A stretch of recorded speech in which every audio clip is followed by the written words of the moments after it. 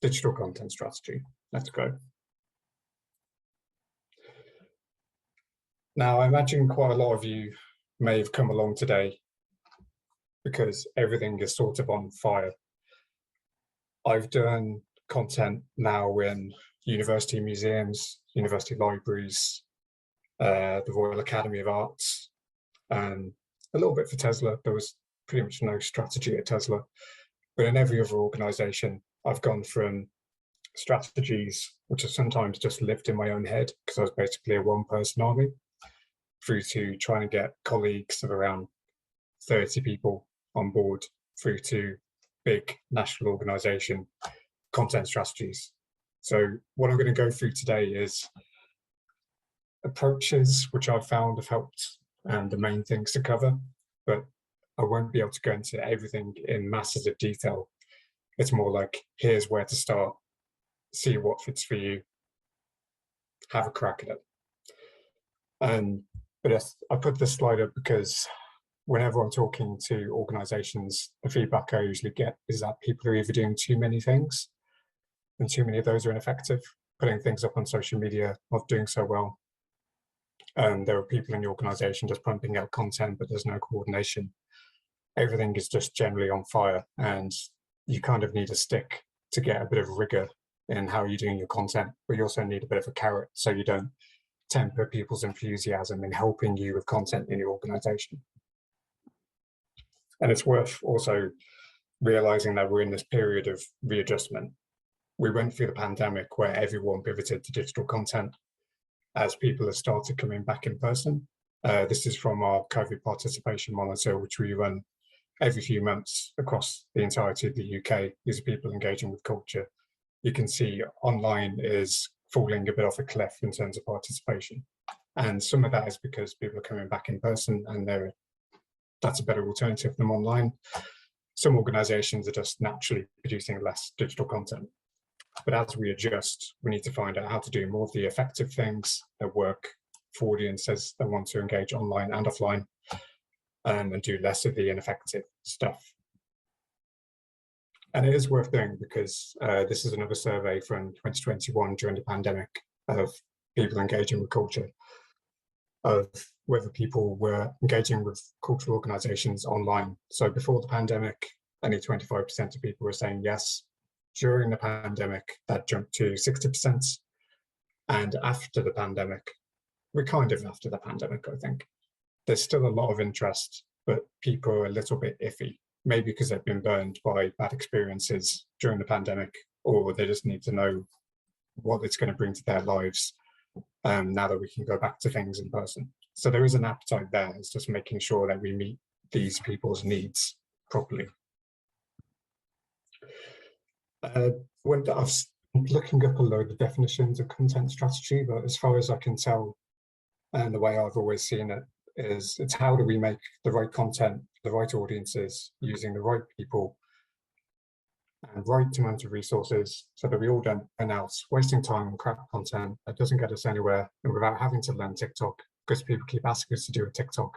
Like, that's the easiest thing, just do a TikTok, pluck it from the TikTok tree, plant it next to the magic video equipment tree and an infinite time tree. Mainly probably that first bit, but I imagine a lot of you are probably also getting that second bit in your lives as well. And we do that through content strategy. Now, we need content strategy for very basic reasons. One is that almost everybody is on the internet. That could have been government statistics about the amount of people actually using the internet daily, but it is up in the 90%. And it was slightly lower among the over 60s, but the pandemic has changed that. And it's impossible to do anything online without actually using content. Every web page requires words, images, video. Everything we post on social media is content. Every newsletter we send is content. Without content, you cannot actually do anything on the internet. As such, content needs to be treated as an asset, not just publish and forget, but something which is nurtured, reviewed, and sometimes deleted. It's a living thing online, and it can't just be posted and forgotten about. Particularly on websites, nothing should stay static for long. So what does a strategy look like? I did consider making a version of this in MS Paint, but instead I've just nicked it from Brain Traffic. It works on the principle that everyone essentially needs system foundations. Down at the bottom there, we've got structure and processes, which enable the editorial content and the understanding of the user experience. To dig into those into a bit of detail, when we're talking about structure, how is content organized and categorized? That goes both in how you organize and categorize it yourself, but also how it's organized and categorized, say, on your website, on YouTube, on your social media, how people can search for it online, whether anything's behind a paywall, what kind of tools you're using, what kind of systems you have installed, what content management system you're using for your website, whether there's an e-commerce ticketing systems, things which enable you to be actually posting content and getting people to do things, and how that content is delivered online. Some of you may have members only areas. A bit more than that, but that's the basic gist of it. You can't actually post content without having something to post it on or with. And there's process, and this is more internally how you plan, coordinate, and deliver that content as a team, sometimes by yourself. Who's responsible, how are decisions made, so you're not just doing things in a vacuum and you're doing the right things, not just doing random content, and what metrics you report against to make sure that you're actually achieving what you're meant to achieve. User experience is all about, as it says on the tin, how users experience your content. So it's understanding the kind of journeys that your audience are taking on your website, through your content, through your social media. And through that, understanding their needs and motivations. So are you posting heavy metal concerts on your Facebook families page where it's completely irrelevant? But what do people actually need in their lives? How can you meet that need and motivation? Also accessibility. So are you accessible by default, but also is it intellectually accessible? Do people actually understand what you're trying to say and do with the content that you're posting? And alongside that, what kind of formats and channels work for your audiences? Let's go back to that Facebook family example. If you have a group of families who follow a particular Facebook page that you manage, there's no point then trying to get them to come to your family events by posting on Twitter where they don't exist. And then editorial, which is much more about the presentation and actual content of your content. A lot of it is around voice and tone. Most of the content we create is words, but also this rigor. So what do you and do you not make content about? What is your unique selling point? What is special to you that no one else is doing and you can create? And that ties into your editorial mission and the messages that you're trying to send. So are you trying to push an agenda? I don't mean that in a bad way, but most organizations should have an agenda. What are you trying to change in the world? What are you trying to tell people and get them involved with? But also, what are your content standards and style, so that things aren't just looking random and disconnected, but things are very recognizably something that you have published. I'm going to go into each of those areas in more detail. First, I wanted to do a bit of groundwork, because I don't think there is an easy step-by-step way of establishing a digital content strategy. I mean, there is, but I think it is very tailored to each organization's capacity and tolerance for bureaucracy, I think, the time you have. Not everyone has tons of people on staff. Some people may want something light touch, others may want to go the full hog.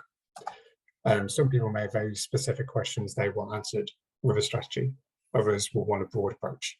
Either way, I think before digging into each of those areas I just went over, you need some of these things. So first is actually landing what you're trying to achieve. And that's making sure everyone is behind a vision for what you're trying to achieve with digital content. Or even you could frame it as a problem statement. So I've written problem statements in the past, which has said that our online audiences do not represent the diversity of the local community that we're trying to serve. And without creating content relevant to them, we will lose relevance and lose revenue and eventually just collapse in ash.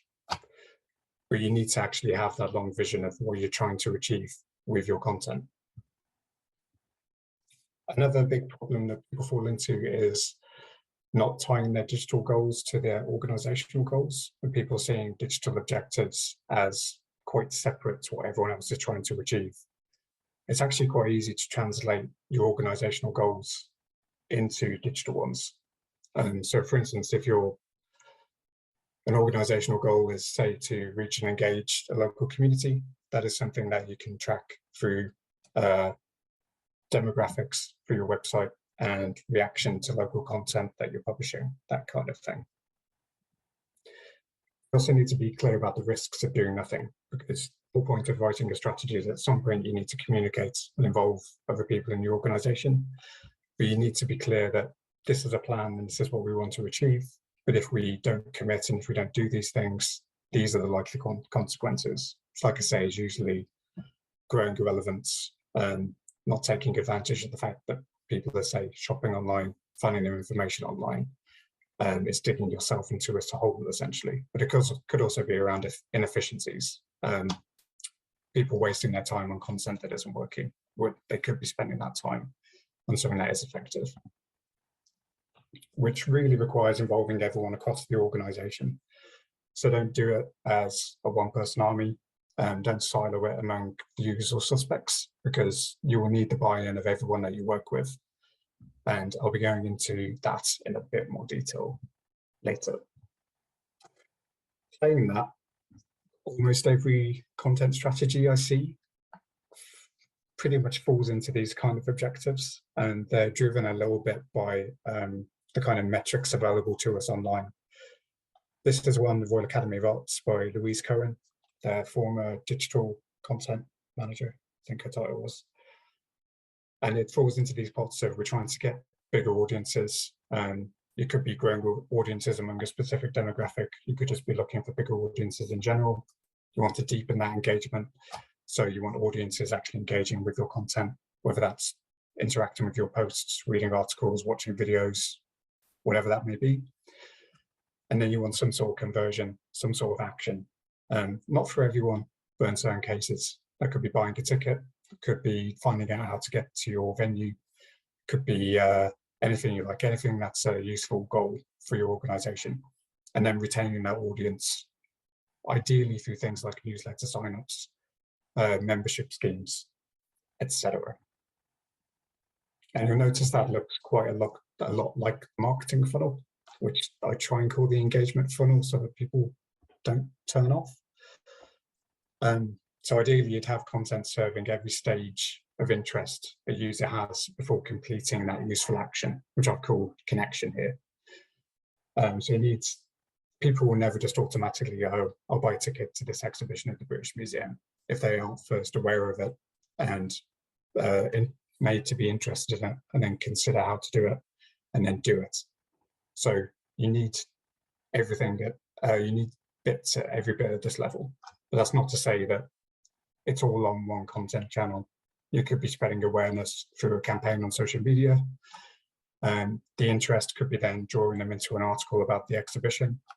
The consideration could be making sure that there's a clear, here's a ticket to buy for this exhibition on that page, and then they actually buy it.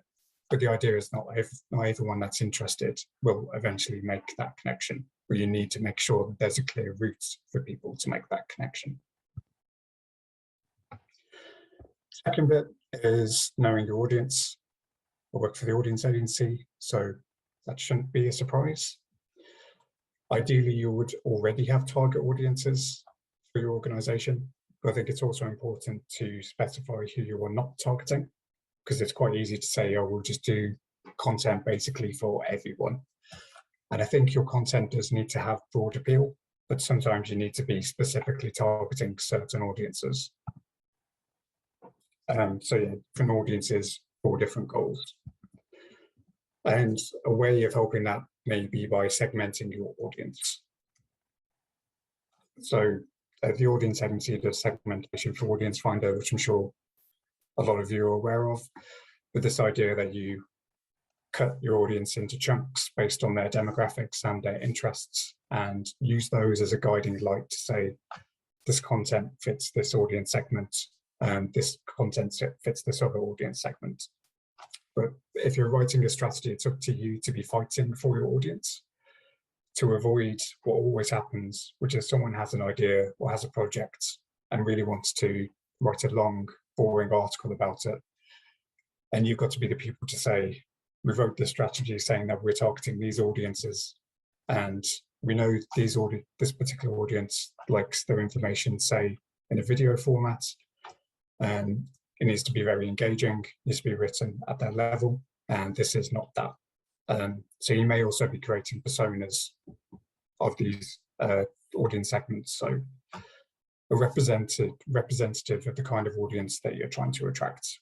And personas are never perfect, but it is useful sometimes to have that check to say, we're trying to write this kind of thing for Mark or Justin or Maggie. And we know that they use these particular social media channels. We know they're time poor or looking for this kind of topic. So it's a guide for how you write your content. Other methods, kind of figuring out who your audience are and what they might like.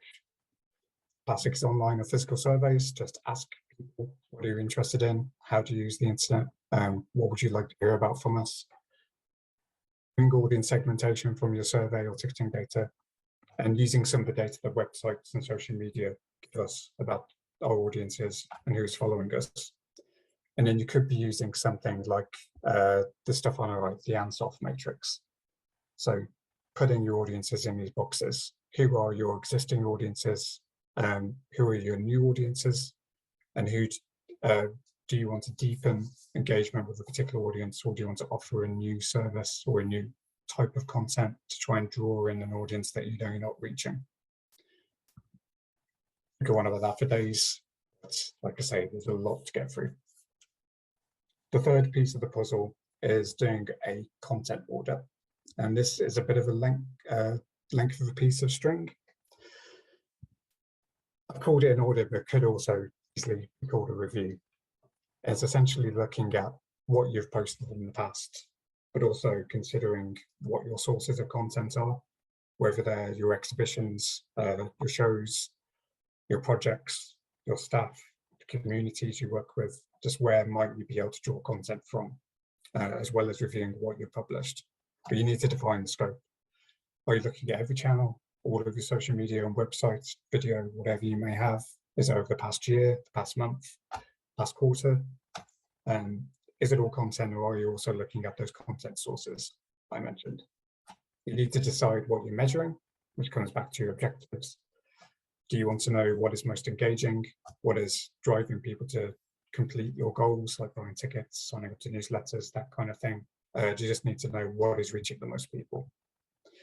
And then it's just a job of gathering data together in a spreadsheet, creating insights for colleagues. The questions you can ask yourself. I've got a bit of an example of a sort of content audit in the bottom right for a website. Is what's taking a lot of time but having little impact. So you could also be tracking, we know that this piece of content took this person a day. Was that day worth the effort, or could we be spending that time on something else?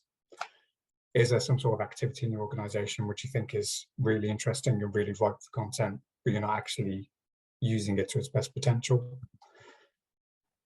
Are particular channels that you're posting on performing better than others, and why?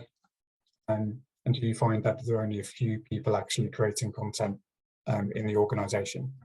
What kind of bottlenecks can you observe and think about fixing? And as an example for a recent project, because it doesn't have to be massive, this is collecting together the demographic data across their social media channels, just as a broad overview to say, you know, we're biggest on Facebook, Twitter is coming up, here's our age range, how does this reflect either audiences who are coming in person or the kind of audiences that we want to reach? Where's the potential here? And you can compare this against the demographics of people who broadly go on these channels in the world. But also things like this, where you can see on the right here, it's the volume of posts. So doing tons of tweets for this organization, but actually their link click-throughs are very low on Twitter, and their engagement, while highest, is quite low in terms of engagement rates. So actually, should they be putting this amount of effort into Twitter when actually Facebook is generating the most return? It's those kind of insights. So in terms of groundwork, I think it is worth understanding your objectives, your audiences, and your current content baselines to kind of give you the foundations to make decisions in your strategy. But now I'm actually going to go on to bits of the strategy itself. And the first is user experience, which is basically what it says on the tin. What makes it easier and more enjoyable for users to do what they want to do? And part of that is also what you want users to do. Ideally, there's a Venn diagram where there's what you want users to do and what they want to do, and you're trying to find that sweet spot in the middle. You can figure some of that out through user journeys. So say you have a goal of people buying a ticket or reading an article, it's digging into Google Analytics, or even just asking people, how do people find their way to that piece of content? Are they finding blockers along the way? How do we just make this as easy and enticing as possible to get people to do what we want them to do? And are your formats actually well received by audiences when they see them? Is it something that they want to interact with, or does it just look like crap or wrong kind of thing? And then obviously, is your content accessible, which we should all strive to make our content accessible, which kind of ties into your design approach as well. So what is your quality bar, and what skills do you need to get to where you want to be? As a user journey, this is an example of something we did for the National Gallery, which is probably a bit too intense, I would say. It's very simply identifying goals. It's usually on your website. For here, it's something like watching a video or taking photos during a visit, and then tracking how people actually getting to the point of doing that goal. And you can do this by tracking it through Google Analytics, or you can sit people down and say, you're starting from Google, I want you to find out how to visit this exhibition, and then track them through that journey, see where they have difficulties, see what works and what doesn't, and fix the things that are not working. Also, other tools to understand how people are interacting with your website. Hotjar is quite a good one. I think you need to pay for it. But kind of understanding how far down people are reading your page, how far people are scrolling, but also where people's attention is drawn to. So if people are making it all the way to the bottom of your page, and that's where your button saying buy a ticket or find out more is, you may want to put that up at the top. If their headline is completely incomprehensible to them when they're reading this page, those are the kind of insights you need to know to make changes to the content on your website and web pages. Equally, are you using plain but engaging language? And are you following best practice for search engine optimization? Most people's traffic to their websites comes from Google, or I mean, some people use Bing, mostly Google. But are your headlines, and is how you're structuring your paragraphs and your content on your web pages playing nicely with Google? And does it reflect what people are actually searching for in their lives? I was talking to the social media manager at Reading Museum and the Museum of English Oral Life recently, where they just did a very simple, biggest 5 things to know about ancient Egypt burial. And I think it's now their most viewed page on the entire website. I think it gets about 20,000 views, which is amazing for their usual performance. And it is just because they know tons of kids and teachers are searching for exactly those kind of things, and it's adapting what they have in the museum to that user need, but also making sure they have their headline that reflects those kind of Google searches. And you can be going on Google Trends to see what people are searching for around the content that you could be posting. And then a small note, are your images high quality and actually relevant to what you're posting? In terms of accessibility, the big standard is WCAG, with usually a load of letters and numbers after it. The international standard, there's quite a good guide for how to test your website from the government. but there are other various tools online that you can use to make sure that, say, your website can be read by screen readers, that things are in the proper contrast, and of tons of other accessibility needs. And then in terms of social media, you're looking for things like, is your alt text? Are you using alt text for your images so that people with screen readers understand what images are showing? Are you not excessively using emojis? Are you captions using audio description? It could be a very exhaustive list, but it's just making sure that you have the basic approach for accessibility. So in summary, test your website and content with real users to find out what is working and not working. Test your accessibility standards and see what needs to be fixed. You're not going to fix it in a day, but you could have a plan for what you can fix piece by piece. With this plan for where you're falling short in various areas. So some things might just need new policies. So as you're creating new things, they're done right first time rather than having to fix them afterwards. Some people may need training. You may decide that you need a whole website refresh. But I think the key thing is to just test new approaches. Some things will work, some things won't. Often you don't know until you've actually tested it. You could be trying different article headlines, different images, A/B testing, essentially. Because it's not just for Christmas.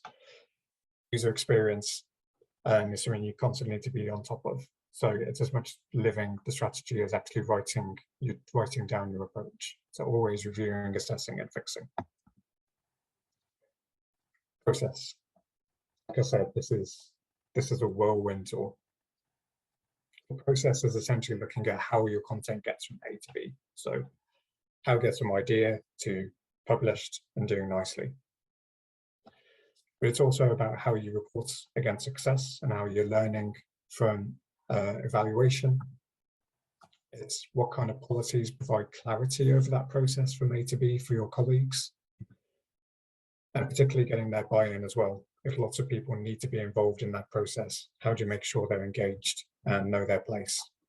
And that might come into questions of whether you need a governance process. And you almost always need a governance process. It's up to you how formal you need that to be. You could have a group that approves content campaigns or general approaches to content. That could also be reviewing past performance over the previous month or quarter. You could then have informal get-togethers, creative brainstorming. I often used to do this, just getting people together for a bit of coffee and cake when we could do these things in person, but giving people a topic that we needed to create content for, saying it's for this kind of audience, and then getting people to come up with ideas together.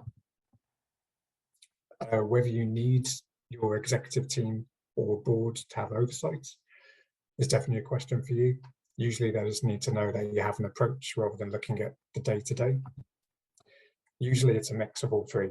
Like I say, it depends on the size of your organization and how much work you want to give yourself, basically. You do need to figure out how you make decisions on these kind of things. Ideally, you'd have a roadmap of activity, and that could be looking ahead weekly, monthly, quarterly, potentially even annually. But you need to decide what you're doing when, so you're not doing too much and you're looking ahead to bottlenecks. And identifying the kind of risks and opportunities in what's coming up. Is there a topic you could talk about, but you're not necessarily equipped to have that conversation online? Are there other things happening in your organization that you know will deal with people and they won't have time to actually do the content they're committed to? It requires having this all-organization overview and deciding who actually does what and being able to follow through with that with line managers. Also communicating to the rest of the organization, so showing how content is performing, sharing the successes, sharing how you've learned from what's gone wrong, and making sure there are no surprises for people, because people hate it when they see something that they work on that's posted online that they had no idea about. It's about making sure there's clarity over the plan and what you're trying to do so that no one can turn around and complain. Can you tell that I'm talking from past trauma? Some of it is also definitely saying no, which everyone is very bad at because we're all quite collegiate and nice. But half the problem and half the reason people need a strategy is because we're quite bad at saying, no, we don't have time, we cannot do this, or this is a vanity project, and it's not actually meeting any of those user needs that we identified. And then saving time to actually look at what's coming up. Because I'm sure almost all of you have had someone come in and say, should we do TikTok? And it's much easier to come back to people who say that and say, we identify TikTok as an upcoming trend, and whatever your governance structure is, we send someone away to research it, to see who's adopting it, what other people are doing, whether we think it's going to get critical mass, what kind of equipment and training we'll need, and essentially we decided either to keep a watch on it, so we're interested, but we want to see how it develops. We think we should invest time and resource in it, but that means saying no to other things, or we're going to ignore it because it's actually not relevant to what we're trying to achieve. Having that kind of structure baked into your strategy really helps when people think you should just jump on the next shiny thing. And then behind all this, there's fun policies. Some of these can be quite official. Some of these can be a little bit informal. When I worked at the Museum of English Royal Life, we had quite informal red lines where we discussed with colleagues, particularly in collections and archives, say we don't post on social media using images of real people from the archives because we wouldn't have their permission. That's not ethical, even if they're dead and out of copyright. We can't use someone's likeness for humor or anything like that. And this nips a lot of problems in the bud. You could have policies for almost everything. You could have policies on voice and tone, how you cite your sources, how you get people coming back to the website and your collections if you're a museum or archive, and making sure everyone's on the same page about copyright and intellectual property rights, bullying and harassment, how you respond to that online, and style guides for how you write and how you present yourself, how you might tag your posts if they're articles or if you're using a social media tool, if there's an approval process, how that works in the workflow. If you're using tracking links, then how you structure those and how you report on them, how you store all of your media and images that you're allowed to share on social media. A lot of this will depend on problems that you've encountered as you work and what is important and critical to your particular organization, I would say. But it's always good to have a handle on copyright, I would say.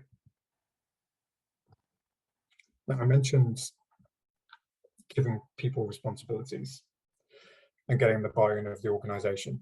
One way of doing this is by assigning tasks and responsibilities using something that we call, I think it's RACI, sometimes called RACI. So saying who's responsible, who actually does this task, who's accountable, so say who's driving the strategy. The book kind of stops here, probably a manager, whereas you might have a colleague actually creating the content, but you're the one who's directed it. Consulted, so people who probably aren't that interested in publishing or creating content themselves, but they might be asked for interviews or asked for their advice on their collections, or asked for their expertise. Or people who just need to be kept updated, which might be just the rest of the organization or potentially your director level type people. And a lot of people talk about the content life cycle. So as you're thinking about process, it's not just saying we publish this thing and let it lie. It's making sure that you're ideating it. Oh God, I hate that word. You're coming up with the ideas. You're designing and creating it according to your audiences and your objectives. You're publishing it, but then you're evaluating it and maintaining it as well. So people often talk about things like evergreen articles and making sure that as much as possible, things stay updated and they don't just stay static for the rest of their life, and coming back around and planning. So you also see this in social media where it's reusing content from the past and repurposing content.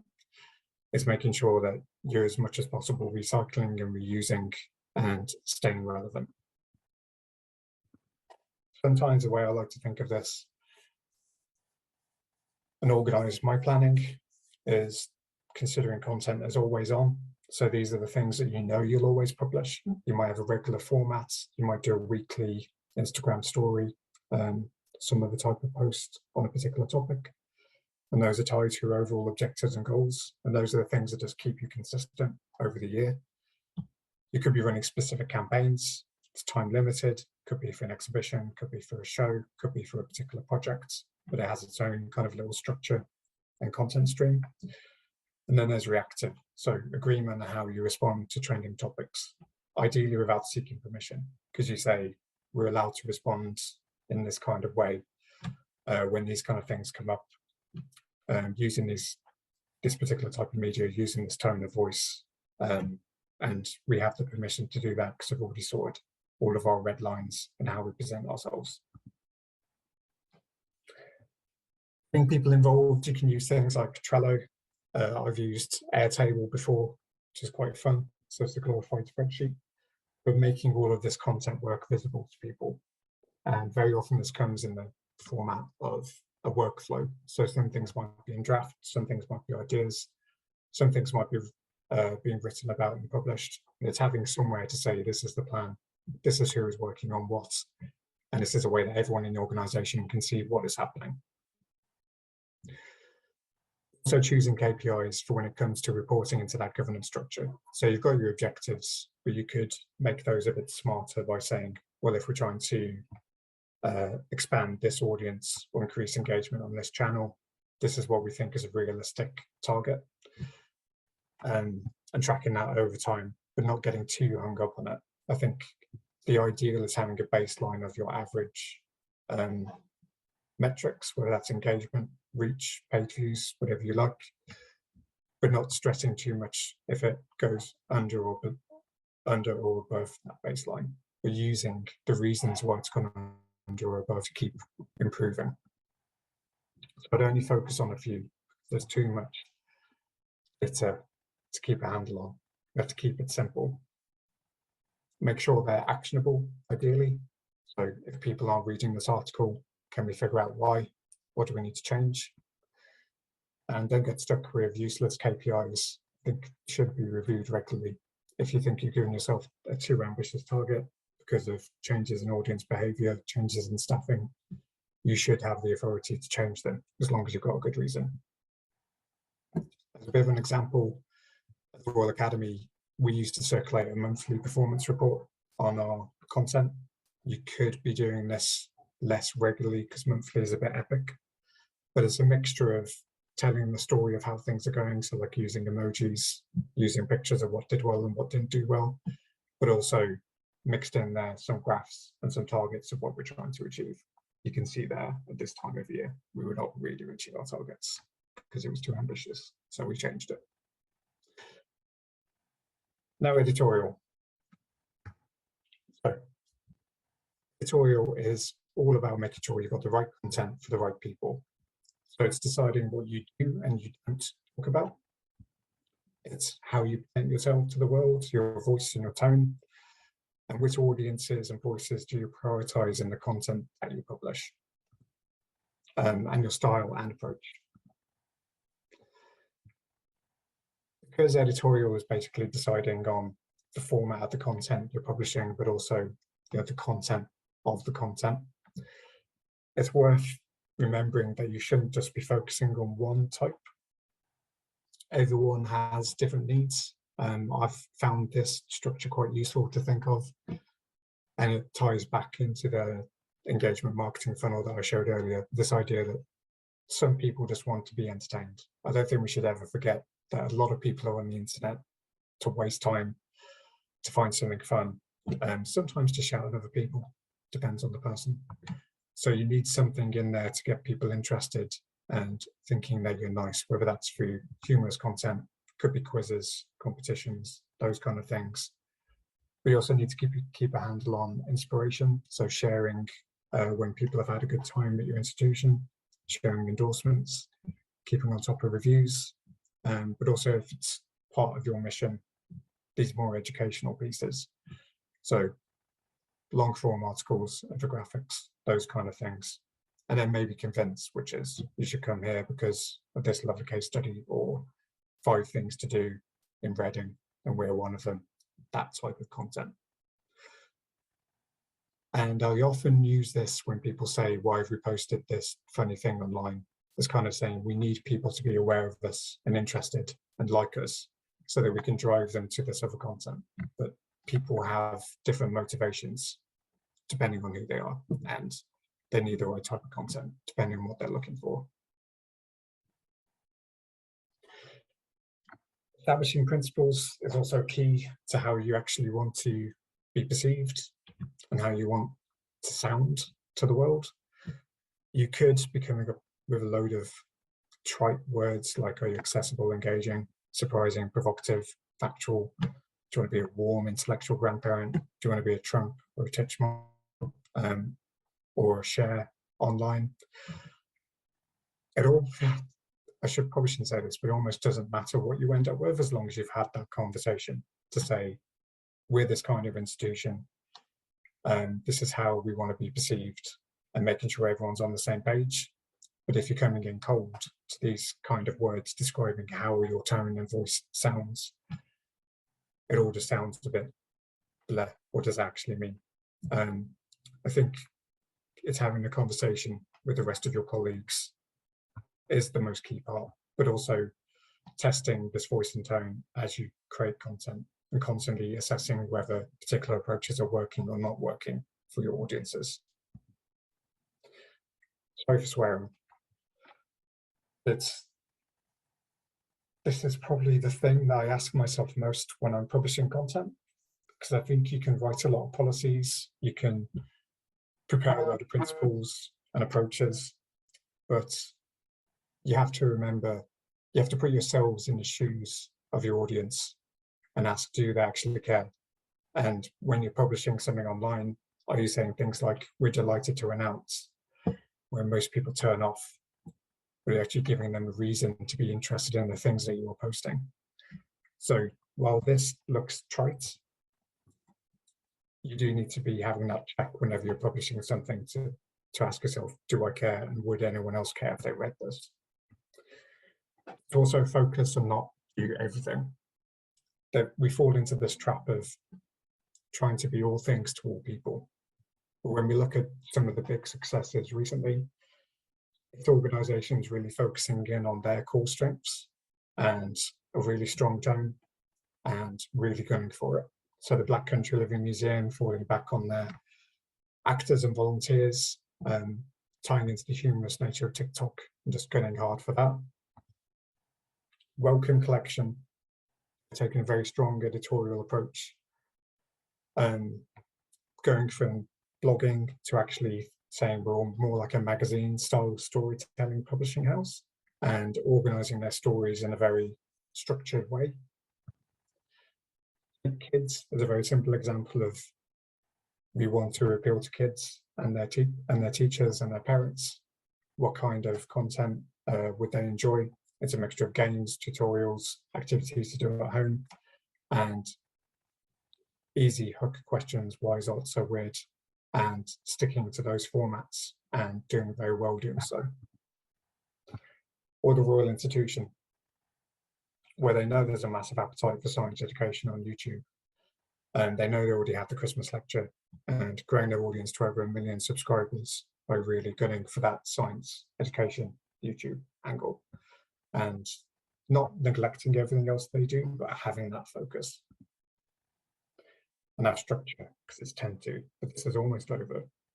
I'm sorry I've been talking at you for so long. Structure is actually quite simple, because it's just, do you have the tools, equipment, and skills to achieve your objectives? You can't do any of the preceding stuff without actually having the systems in place to do them. So at its most basic, you probably need a website, but is your content management system up to scratch? Does it need further development for your ambitions? Do you need a social media management tool to keep better track of your posts and so you can tag them? You need specialist creative software like Adobe. A lot of this will depend on you saying, okay, we know that we have these audiences, we have these objectives, we want to do these things in future. but we know that we don't have these skills, or we know that we need to put this plugin into our website. It's just making sure that you have a plan for having everything in place. A way of figuring out your gaps in terms of functions and capabilities is the Digital Culture Compass, which is a free tool from Arts Council. And it's designed to be self-led. So you score your own digital maturity in different areas at a basic scale of 1 to 5. So I think it's from initial to transforming. And it will give you a bit of a plan for saying, well, you're not so mature in this area. Here are the kind of things you might need to do to scale yourself up and fill in those gaps. There's also a ton of help for skills. If you're in heritage in particular, there's a DASH survey, but also tons of resources and actually how to upskill yourselves and the rest of the organization. So, and this is my conclusion, but I'm conscious I haven't given you a very step-by-step, these are all the things you need to do to come up with a strategy. And it's a conscious choice because I think it should be a lived process. You probably will have a stack of documents on the shelf, but actually a lot of content strategy is keeping on top of things and realizing that, like Sisyphus and his rock, you're constantly pushing that rock up that hill. You need to be constantly evaluating, assessing, and looking ahead to the next thing, because content never stops and audience behavior always changes. But as long as you have the structures underneath, people are on the same page, you're meeting together, you have a way of evaluating, and you have that freedom to do interesting things, that's how a strategy operates for me in terms of content. That said, I think you do still need a kind of roadmap of activity, knowing what you're doing. And that's not just for the content you're publishing, but anything you need to do to fill in the gaps in terms of your structure and your systems, your processes, whether you need to set those up, write some more policies, and whether you need some more skills and more regular check-ins on user experience. So policies and procedures, style guides, I feel like no one ever looks at them, but it's always, again, a useful process to actually decide together how your style operates in the real world. Basic accessibility checklists, how you do approval so you don't get random crap online. And on top of all that, a light or an intense governance structure, depending on what you like, and a content lifecycle where you're constantly refreshing, particularly your website, and having some reporting metrics to show where you're going and how you're learning from any mistakes. And all of that is really about creating this freedom to create, God, this sounds so trite, amazing content with purpose. But I think content is meant to be fun. I've had some of the most fun in my career making content with a team, but I've also had very stressful moments where I don't quite know if I'm making the right thing or if I'm going to make other people in the organization unhappy. And a lot of this, what I've gone through today, is actually about giving you the permission to know what you can and can't do and having fun within those boundaries. It sounds like a very teacher thing to say, but it's meant to be a team effort and it is meant to be fun. I also have some links, which, like I say, the strategy will be circulated, but otherwise, I've just talked at you for a very long time. I'm going to have a look at questions in the chat, but feel free to also add more in.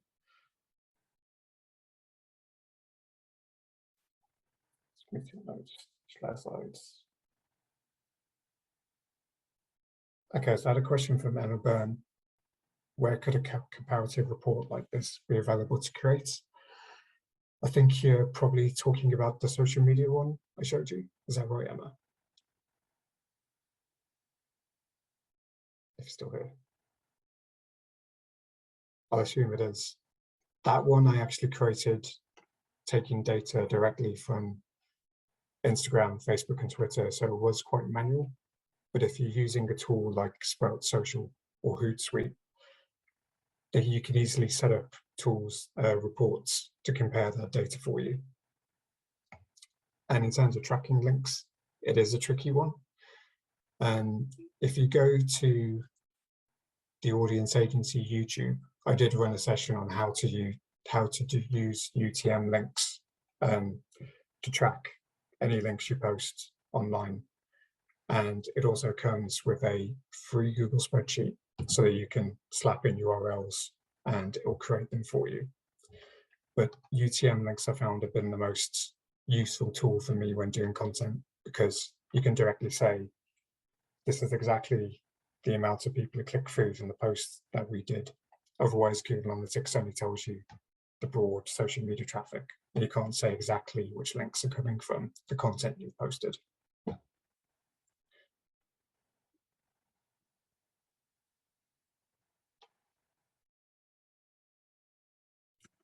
Thanks, Sarah. Any other questions? I would show you my dog, but it's on the floor.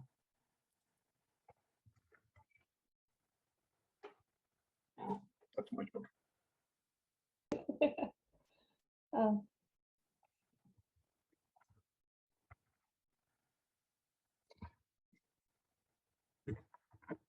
Okay, got one guideline on accessibility on Instagram that I can recommend. I'll have to look it up. I mean, Instagram's help pages are actually more useful than you'd think, but they're still not perfect. X has always been a problem on Instagram, and they're slowly getting there. But I'll follow that up for you, Mosaic Rooms. The dog's name is Keith as well, Katie. Our second choice was Alan or Dave.